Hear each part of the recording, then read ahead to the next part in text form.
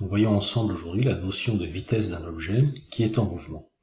Alors cette vitesse, si je vous pose la question en quoi donne-t-on une vitesse, on la donne généralement en km/h. La voiture se déplace à 80 km/h dans le langage courant.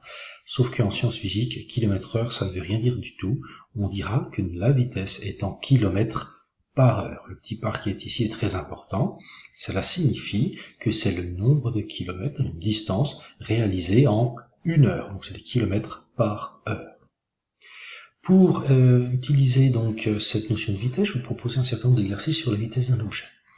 Dans un premier temps, que vous ayez une petite idée des vitesses des objets courants qui se trouvent autour de vous.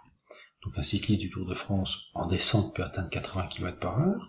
La voiture de course radiocommandée peut atteindre 35 km/h. Un TGV en vitesse de pointe 320 km/h. Une voiture en ville est limitée à 50 km/h, et un jogger, c'est quelqu'un qui fait son jogging, son footing, de l'ordre de 10 km/h. Deuxième exercice, quelle est la vitesse en km/h de l'élève qui a roulé en vélo 1,5 km en 6 minutes? Je vous demande dans un premier temps de compléter le tableau de proportionnalité suivant, qui est ici. En règle générale, à chaque fois que vous avez une vitesse à déterminer, en sixième, on utilisera un tableau de proportionnalité entre la distance parcourue et la durée du parcours. Donc ici, dans la première colonne, j'ai indiqué les données de l'exercice, c'est-à-dire la première distance est de 1,5 km que j'ai placé ici, et ces 1,5 km sont faits en 6 minutes.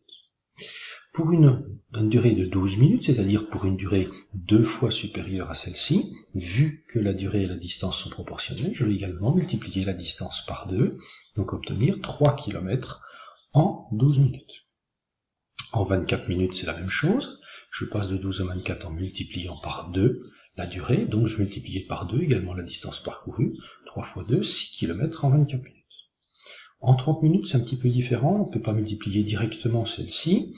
Donc je vois que 30 minutes, je peux le décomposer de la façon suivante, c'est la distance parcourue en 24 minutes plus la distance parcourue en 6 minutes. 24 plus 6, ça fait bien 30.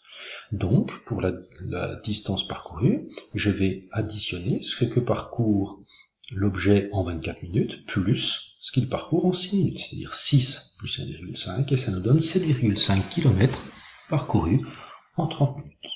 J'aurais pu également multiplier 6 fois 5 pour obtenir 30 minutes, donc j'aurais multiplié 1,5 multiplié par 5, et ça nous donnait également 7,5 km en 30 minutes. Je vous demande de répondre à la question, c'est-à-dire déterminer la vitesse en km par heure, en remplissant la dernière colonne ici du tableau. Donc pour ceci, on revient sur la définition de la vitesse. On a dit que la vitesse, c'est un nombre de kilomètres, une distance, réalisée en une heure, très exactement.